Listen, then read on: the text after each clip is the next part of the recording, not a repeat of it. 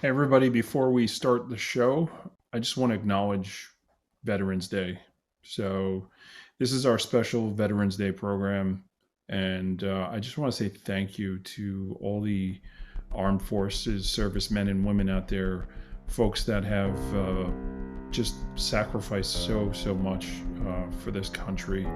Incredibly appreciative of the freedoms that we have in this country, and I wanted to do a little something special today, a little something extra.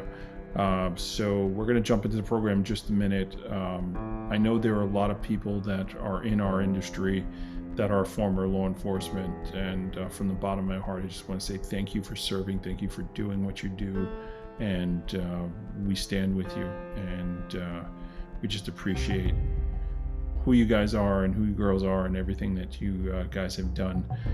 So thank you for that. And today we're going to talk to Dave Johnson.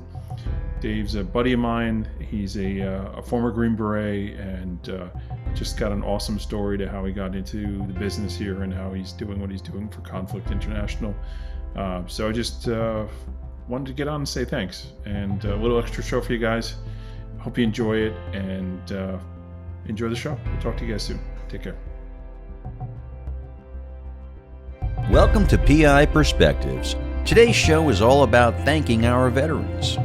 Our industry has so many men and women who've served our country and sacrificed so much. Today's show features David Johnson from Conflict International.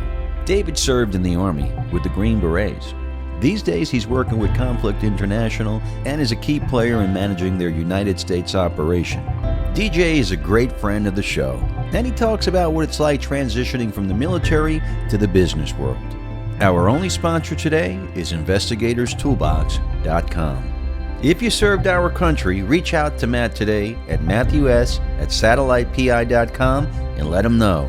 He'll give you a 50% discount to join Investigators Toolbox. The code is valid until November 18th, so act now. And welcome everybody to the next episode of PI Perspectives.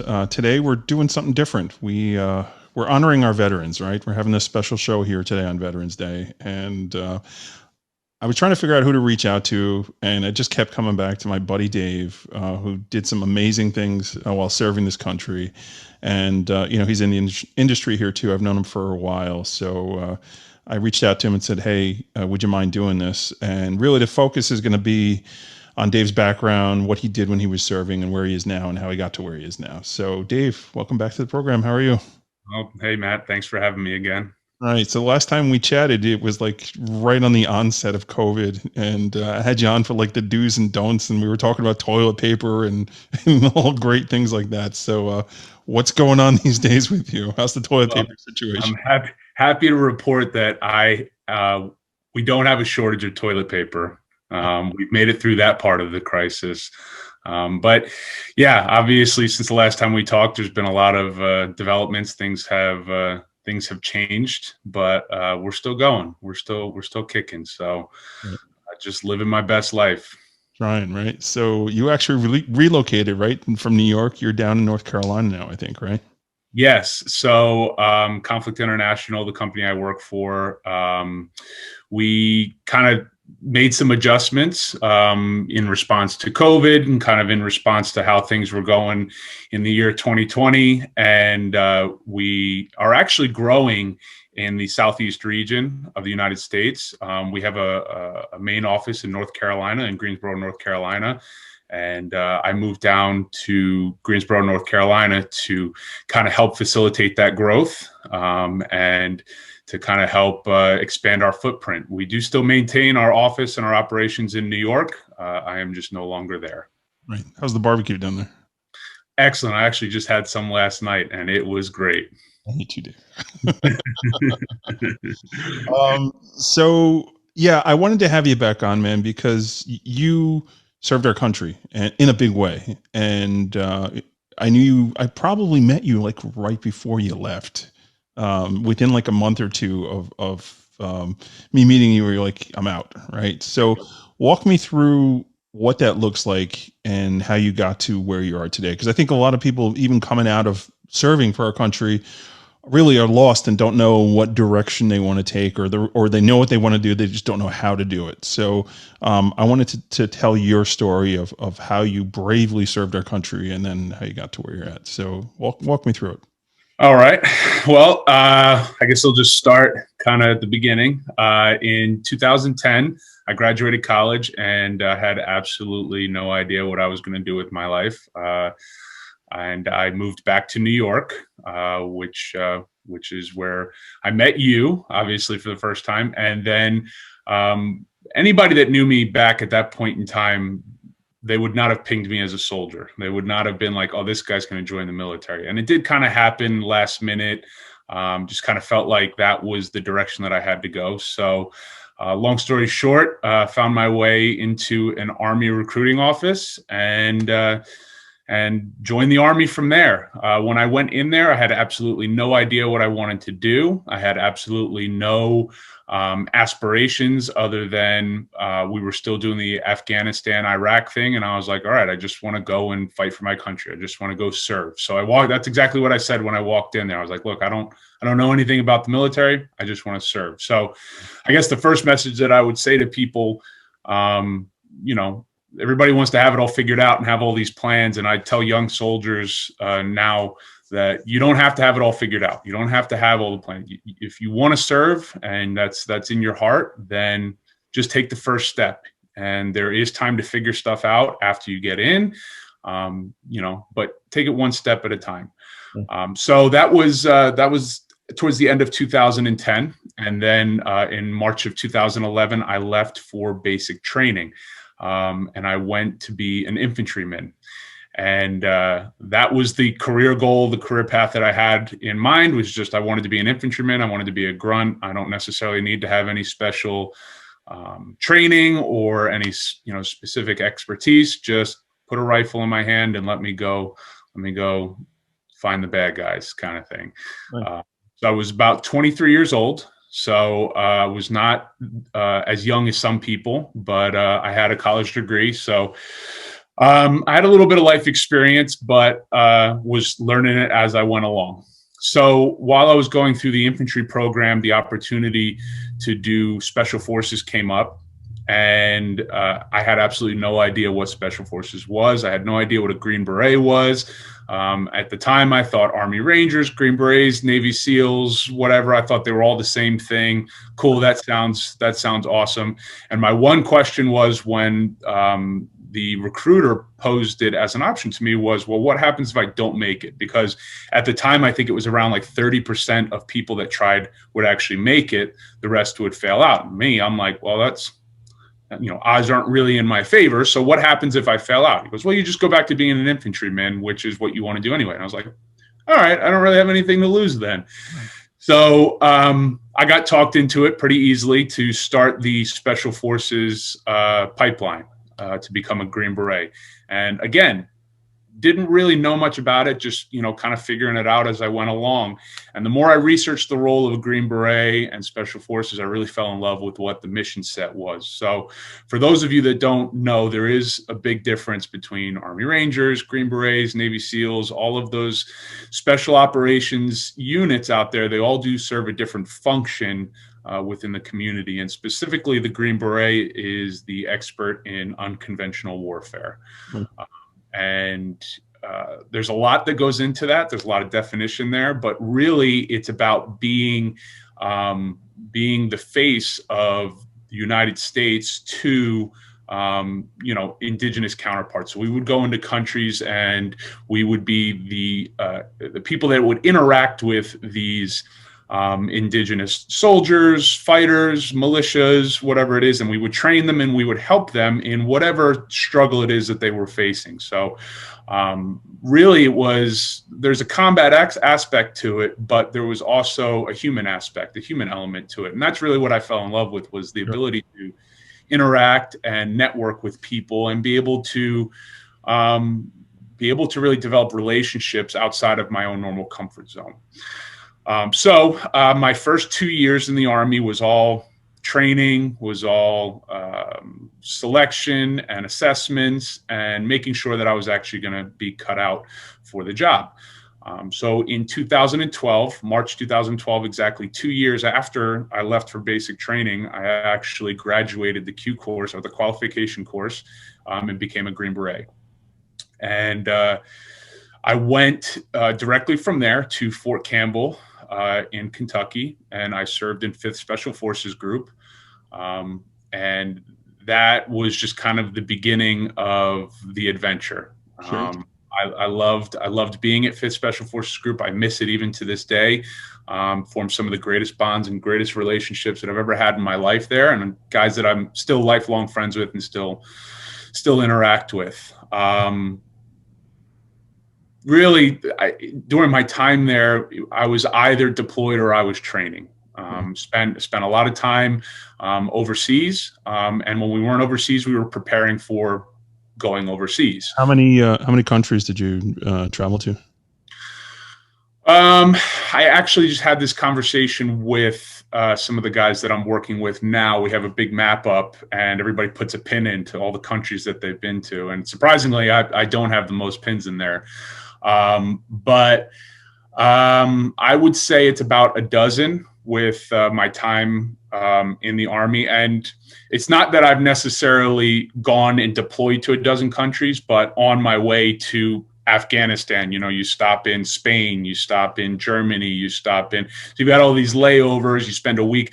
I remember I spent 2 weeks in Germany because our plane, broke down and we were waiting for it to get repaired. So we spent, 2 weeks in Germany. So, okay, cool. So it wasn't necessarily deploying to 12 different countries. It was just throughout the time of these deployments and such, you bounce around, you go to other places. And then sometimes while you're in one country to support the mission, you have to up and go to another country.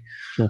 But what is the way that Special Forces works is that we are all the different groups that are currently active, we're all aligned to certain regions within the world.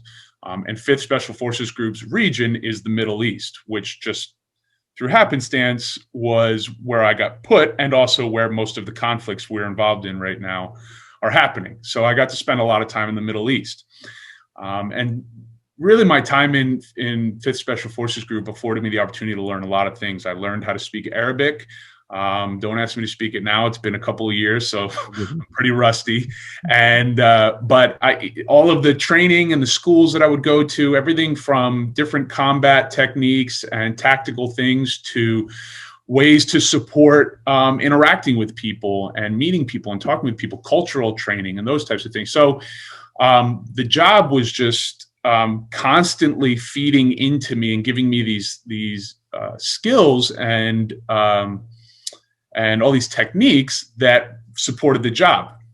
So I guess when I started looking at getting out, and after 6 years of being a Green Beret, the job had changed kind of as I gained in rank. Some of the responsibilities that they were expecting of me had changed, and I kind of moved away from that. I just want to be a guy that goes and finds the bad guy and fights the bad guy. And it kind of looked like my job was going to start changing. So I had an opportunity, because my contract was coming up, to either say, okay, I'm going to go along with the change and stay in and sign on for more years in the Army, or do I now take, after 8 years in the military, do I take some time now and I go and look at what the private sector looks like, and I go and look at what can I do in the civilian world with now the skills that I have. And, I had a college degree that I wasn't really using, so can I put that to use as well?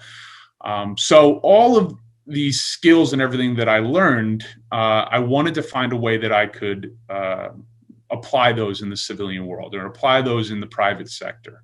And that was a challenge at first. I found it, and a lot of soldiers find it, transitioning very difficult, because you get so ingrained in the military life, and that's the world and the life that you know. And I tried to reach out to all these different resources and these groups and these nonprofits that focus on helping soldiers transition, and it really was a big help.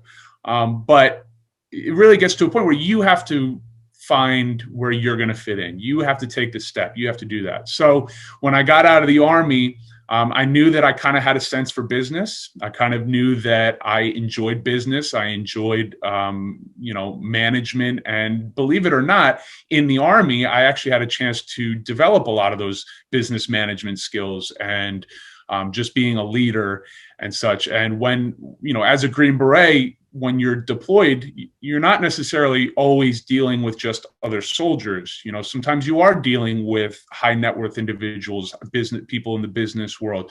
If any of your listeners have ever been on an embassy overseas, a lot of the things in an embassy are run very much like a business. So there's a lot of business management techniques that I picked up while working in embassies overseas or interacting with these international business people. So I wanted to apply a lot of that. So I got into finance. That was my first job coming out of the Army. That was 2019. So February of 2019, I became a financial consultant, and I worked for AXA, which is now Equitable. And I spent a little bit of time there. And really, that was my time to kind of reintegrate back into being a civilian. So another thing I like to give advice to soldiers that are transitioning out is you do have to find your niche. You have to find where you fit in. Take the time to look at your skills, look at what you're doing, and pursue some things that may be risky. I'm not in finance now.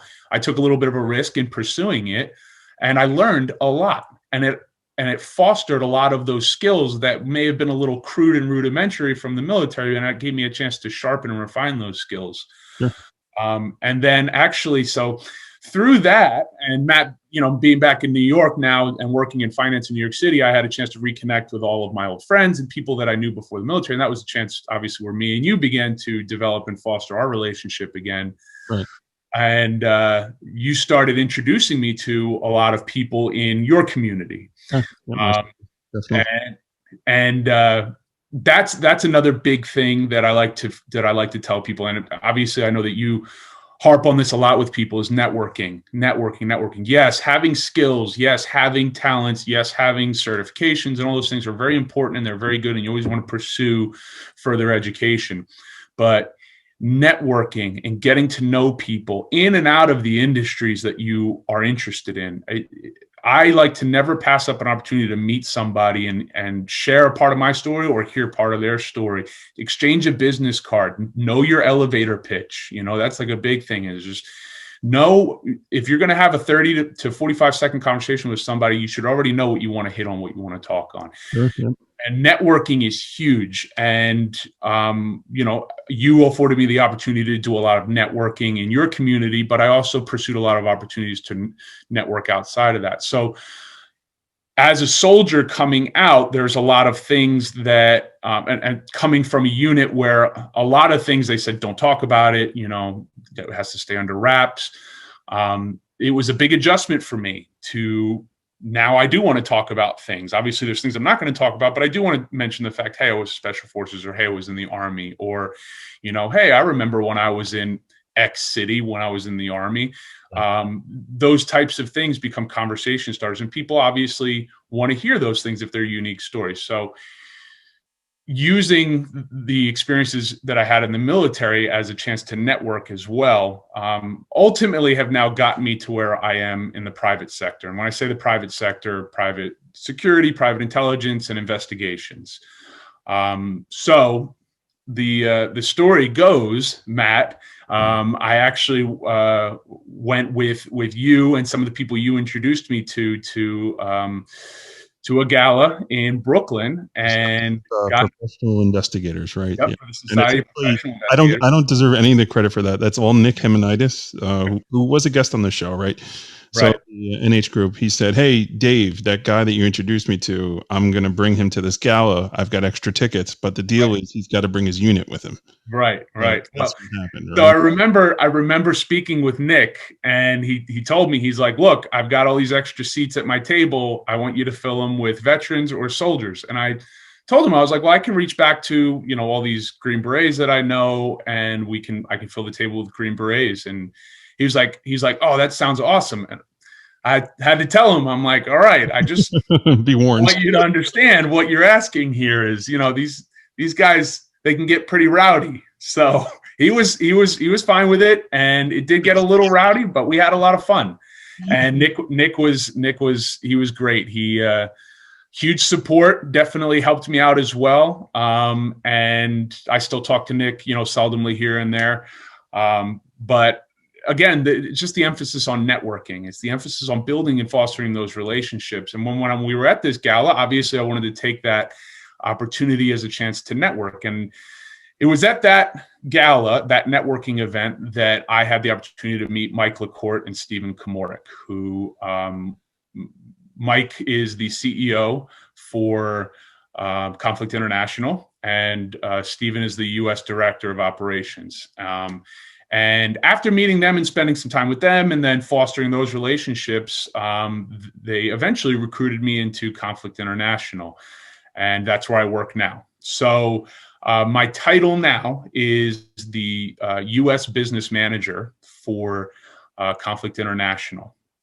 And without diving into too much detail and boring everybody, I handle a lot of the business side of things for the company. So my love for business and being able to foster those skills when I was in finance and even when I was in the military, I'm now able to apply that to my job now. So I handle a lot of client interaction, a lot of our existing clients and new clientele. Usually I'm the first interaction they'll have with the company, especially here in the US. And then the behind the scenes business operations type things, I have a lot of oversight on those. But I do have a great team that I rely on to handle a lot of that stuff as well.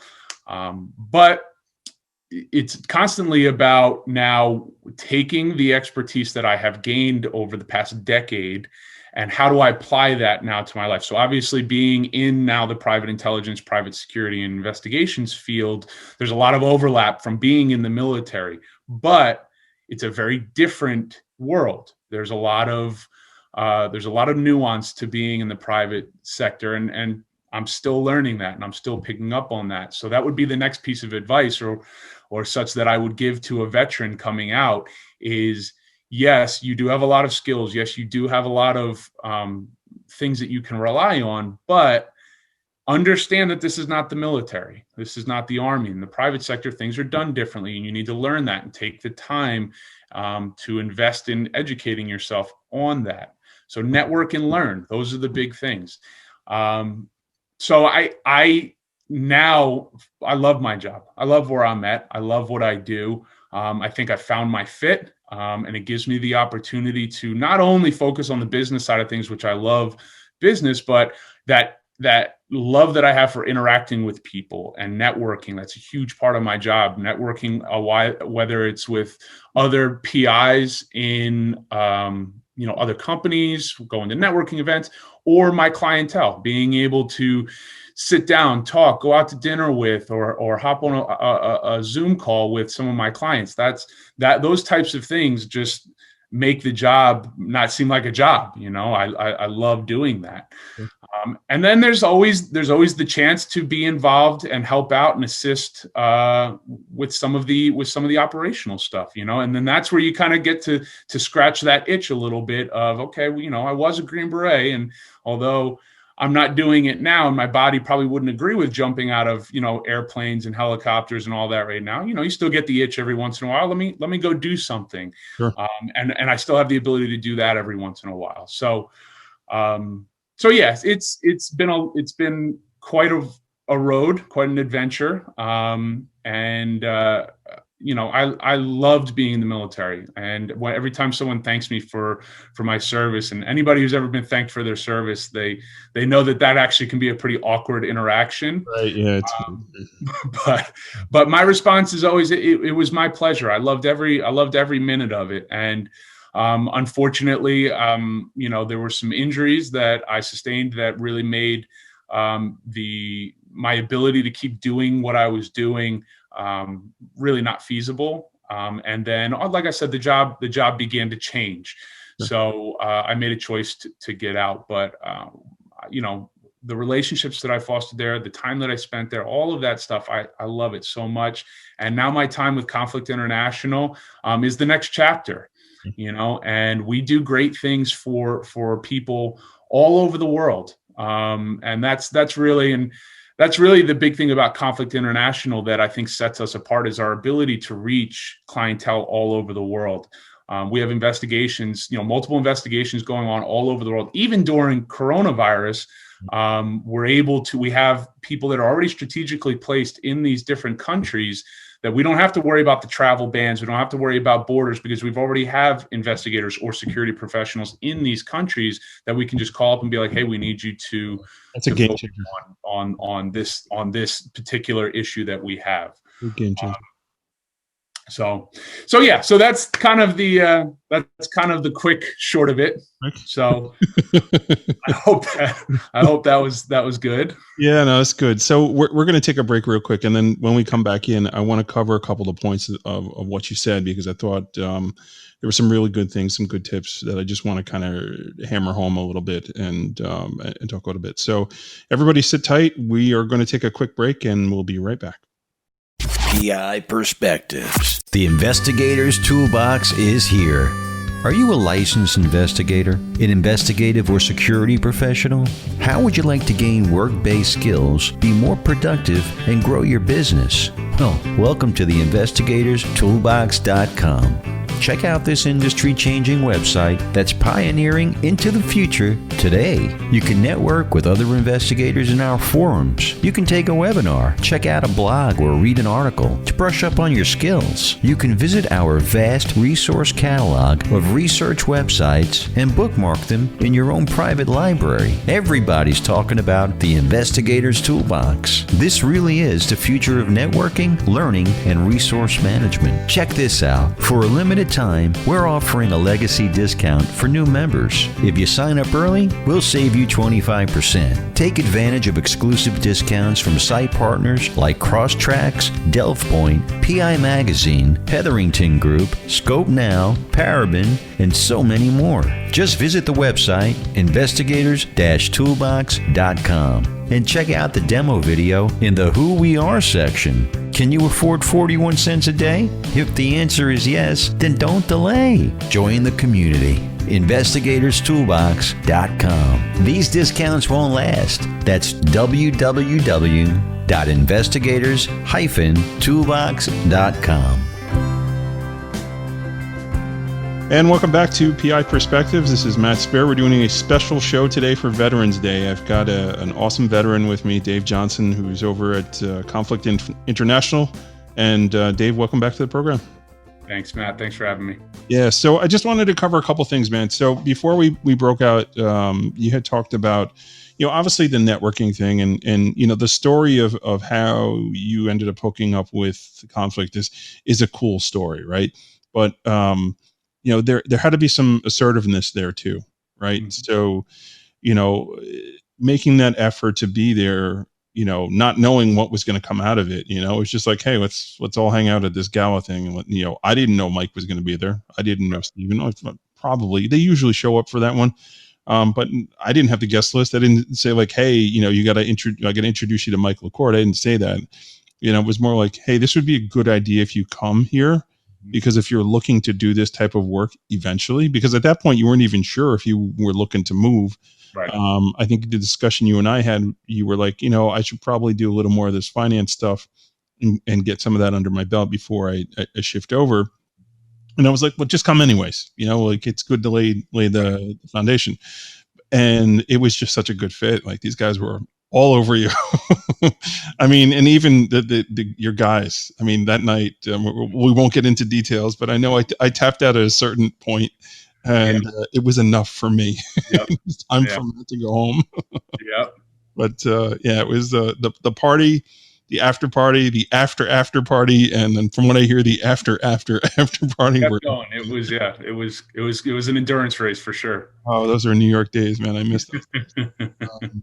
And how about for you? Like literally, I think you ended up starting with Conflict like February 1st, I think, right? Somewhere around there. You know? And then Yeah, it was February 1st actually was my start date, February 1st, 2020. And it was it's been unique because normally when you start in a job, especially in a job like this, there's a lot of on-the-job training. You spend a lot of time interacting with your coworkers and getting a feel for the office. And with us being an international organization, we had already keyed up a whole bunch of trips where, hey, you're going to travel to London, you're going to meet the team over there, or you're going to go to this place. And then COVID hit.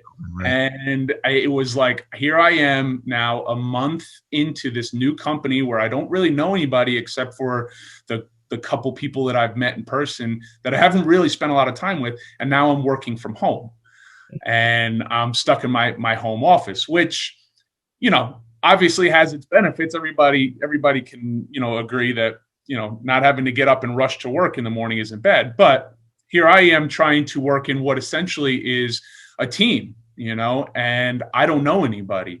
So it kind of goes back to, the assertiveness thing you're talking about, how to overcome those types of obstacles. You kind of just have to assert yourself. You have to push yourself in there. You have to know what your role is and be confident. But at the same time, it's a balancing act. You don't want to be that guy that knows everything. You gotta be humble. And yeah, exactly. Be humble, but you were brought here for a reason, so let's start to assert those in small ways, be smart about it, be strategic. And I think that's a good point, when it comes to networking, like you had said at a networking event. Yeah, you could show up to a networking event and just stand in the corner with your drink and not talk to anybody. Did you technically go to a networking event? Yeah, but we've all heard the adage, you miss every opportunity you don't take. So it's like, if you look at these people, they're there to meet people. That's why they're there. You're there to meet people. And the worst that can happen is you walk up, you shake somebody's hand, and it's a 3-second conversation that doesn't get you anywhere. Yeah. And that's it. And that's fine. But you have to be able to walk up to somebody, shake their hand, and like I said, have that elevator pitch, be able to talk to somebody, because you're right. I went there and I was just going because I was invited and I enjoy meeting new people. I had absolutely no desire to move on from the company that I was at. I enjoyed where I worked and the people that I worked with. And then this opportunity presented itself through that networking event, and then I jumped on it. Picking up and starting at February 1st, and then really beginning of March, we get put in a lockdown. It has been an interesting first year, to say the least. But the team that I'm on is great, and their understanding of those types of things. And I really work with a ton of experts between the U.S. and the London team, and even beyond in the Far East. These guys are absolute professionals. So where I'm unable to really call on some of the experience that they have, they'll step in and they'll help me with that. And that's how conflict as a whole, I feel, has not just survived but thrived through this pandemic. We're a team and we relied on each other and our strengths, and we didn't shy away from our weaknesses. If there was an issue or I was weak somewhere, I didn't try to hide it. I made sure there's like, hey guys, like, I don't know what's going on here, or hey guys, we've got an issue, or I've got an issue, and I need some help. And it was just that team aspect that I think has kind of brought us now to the point where we're back to the volume that we were at pre-COVID, and we're growing. So that's really being able to assert yourself and find your place on the team, and do that balancing act between being assertive but being humble. And that's something that, as a veteran, being in the military is ingrained into your skull. You have to find the right time to open your mouth and the right time to keep your mouth shut. You need to find the right times to assert your skills. And then, there's times maybe to just let somebody else do it. And it's trial by fire, because sometimes you make the mistake and it's not a comfortable learning experience. But especially when you work with Steven, right? You work with Steven at work, forget it. He'll never let you forget it. Yeah. No, I mean, Steven is great, but he definitely demands a high level of professionalism and excellence. And I think that pushes me that pushes me to be better every day when I show up. And it's not just Steven, it's across the board, the leadership at Conflict International. We expect a certain level of professionalism. And if you're not there, but you're showing the aspirations and the goals to get there, we'll work with you to get you there. But you have to be assertive, and you have to know that balancing act. Oh man, I meant the teasing. I didn't mean the. Oh yeah, well yeah. There's plenty of that too. I mean, anybody that spent some time in the military and on a team, you realize that we can be professionals, but sometimes you gotta have some thick skin. We'll put it that way. That's what I love about Steve. He like throws me text messages making fun of you all the time. It's all right. He's got his new kick now is that I'm his big handsome gorilla. He calls me. So that's it's all right. It could be worse. I've been called worse. Take it, right? Yeah. Oh, that's good. And they are good people over there. I have tons of respect for Mike and Steve and the operation that they run. It is really top notch. And when I heard that they were thinking about contacting you, I was like, yes, like this is perfect. This is really great. It's going to be a match made in heaven, per se. So what do you think, I know we covered a couple of things, but what do you think, like guys coming out of the military or girls coming out of the military, what do you think is like the number one big mistake that they make coming out, trying to figure out what they're doing? So I think the biggest mistake that's made is they I don't know that it's done intentionally. You're in the military, you get used to the military system doing a lot for you. Right. Usually they have the answers to the questions before you even ask the questions, and they give you clear instruction on what you need to do. Well, transitioning out of the military, that's on you. And no one's going to be sitting there answering questions before you ask them. And that, I think the biggest mistake that people make is they kind of either wait until last minute and they're like, well, nobody gave me instruction and told me what to do. Or they get out and they realize, oh my gosh, I don't have this steady stream of income. What am I going to do for work? And you really need to be forward thinking. You really need to be like, okay, in a year or in 6 months, I'm going to be on my own. And I really need to hit the ground running here. I need to get my resume together. I need to start talking to employers. I need to put applications in. I know in the Army, and I don't know the other branches, but I'm sure that there are programs that exist in the Army. The Army actually has some really great programs to help you develop some civilian certifications and some skills. I was going through the Six Sigma training before I got out to get my Six Sigma green belt. And those are civilian certifications that look really good on the outside. Those opportunities are there for soldiers getting out. The problem is that no one's going to come to you and be like, hey, you should do this. It's on you to go and find that. Do the research. Go out and look. If you're injured and you need to get that on record with the Veterans Affairs, the Veterans Affairs isn't going to come to you. You need to go find them, and you need to talk to them, and you need to figure out the process. You need to leave yourself plenty of time to do it. Right. That was the number one thing I saw, and I'm glad that I didn't fall into. I grant my success coming out to the preparedness that I put in my last year. While I was in there, I knew, okay, I'm going to get out, and I need to prepare myself now. I need to be ready to become a civilian and get a job and start taking care of myself. But a lot of soldiers will, within the last 3 months, like, okay, now I'm getting out in 3 months and I still have all of these things that I need to do. And it is a lengthy process. There is a lot that you have to do. And then, come their ETS date, their end of service date, they find themselves without a job. They find themselves wondering how they're going to pay rent the next month. And they're like, oh my goodness, why didn't I do all this stuff ahead of time? So you have to be a go-getter. No one's going to hand it to you. And then that's being a civilian. That's being an adult. A lot of people that get out of the military, they joined when they were 18 years old. They came right from home. And unfortunately, they went right into a system where things, again, were built for them, were handed to them, where they fell right into a system.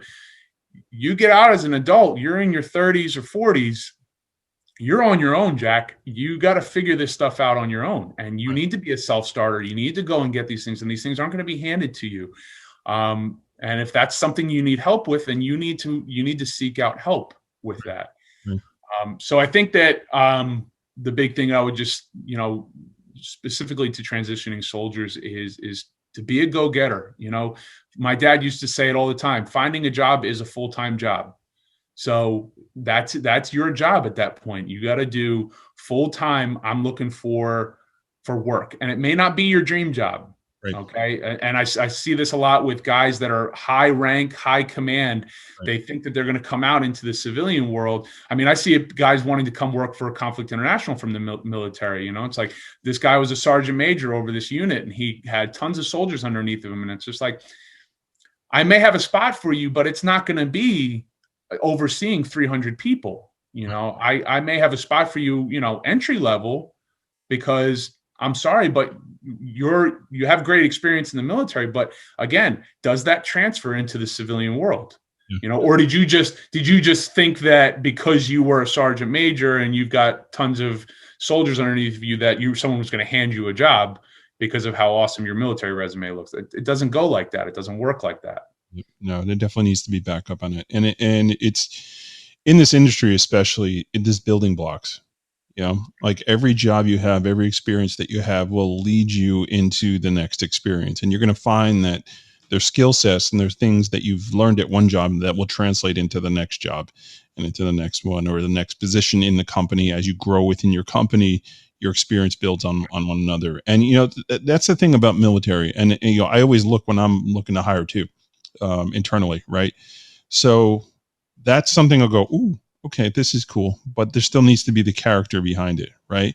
So I would always give preference to military. Always. That's somebody I definitely want to talk to. This person, I want to talk to them. Not that I want to hire them. I want to talk to them because I want to see the character. I want to see what did they do, and understand who they are as a person. I think you're right that you have to go out there and be assertive with trying to get a job, and that will only be a plus. It's not going to get you a job, may get you the interview, right? And then it's yours from there. Trying to remember that, I think is something to really keep in the back of your mind, if that's, if this is what you want to do. And I think even professionals like that come out of the military, like they're trying to decide, like, what do they want to be? What exactly do they want to do? Do they want to be a grunt still, or do they want to do something else? Because that would affect your ability to get a job.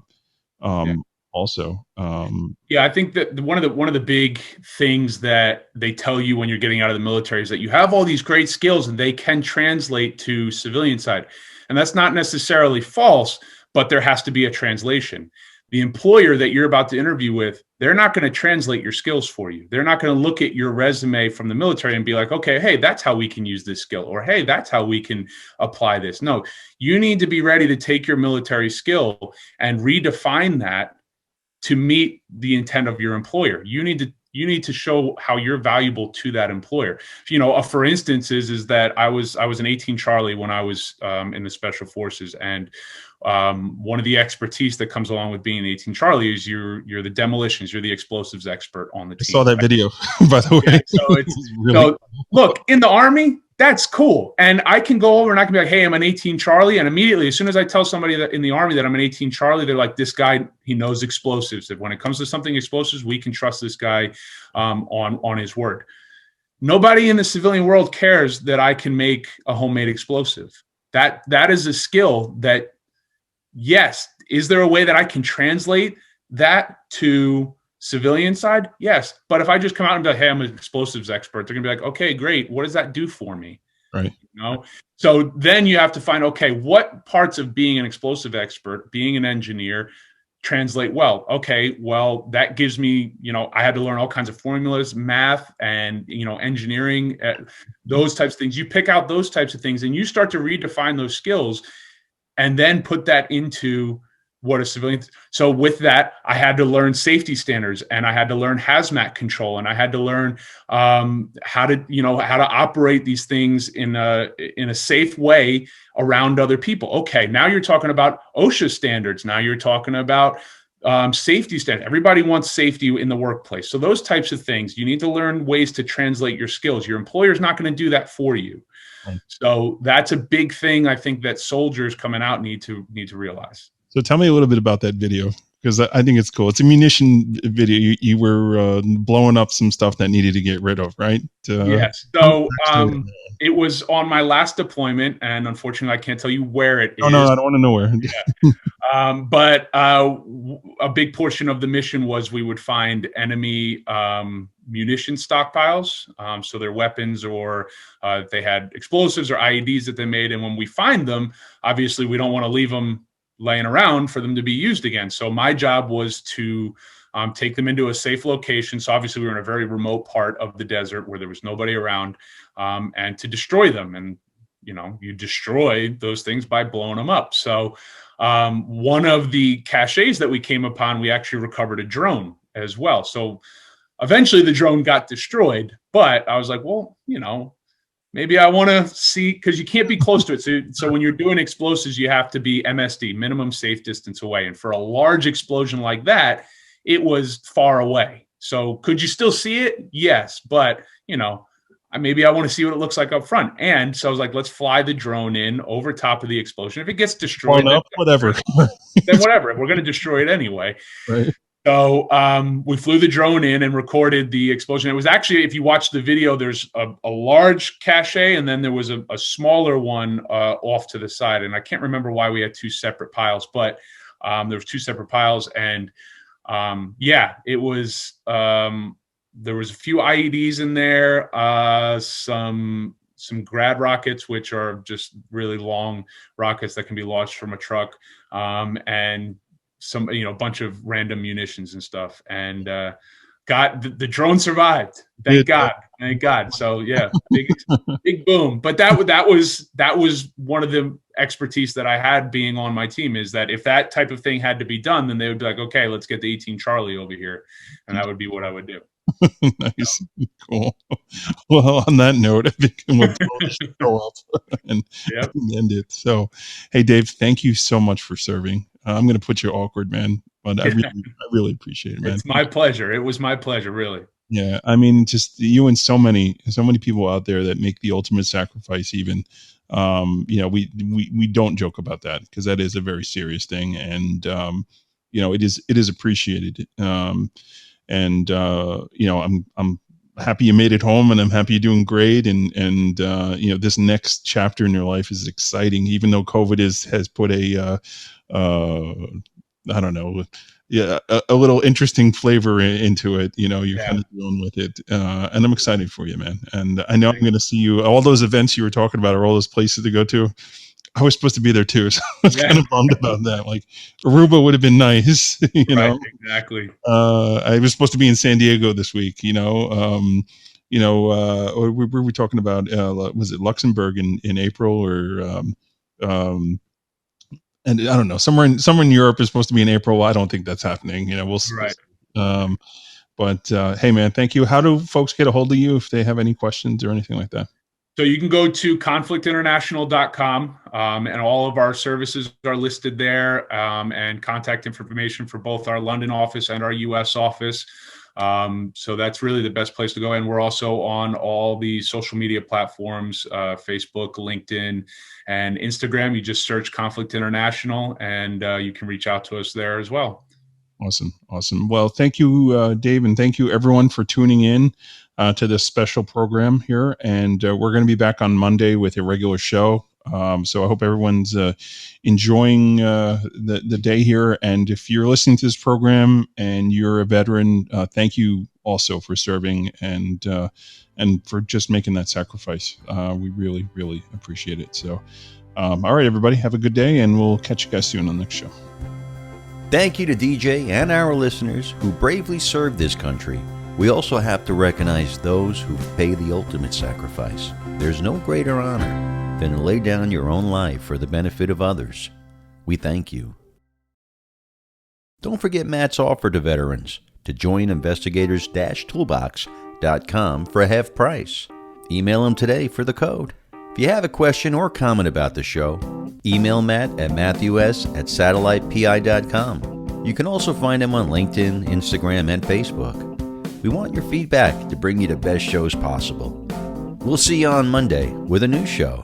Make sure you tune in and stay safe out there.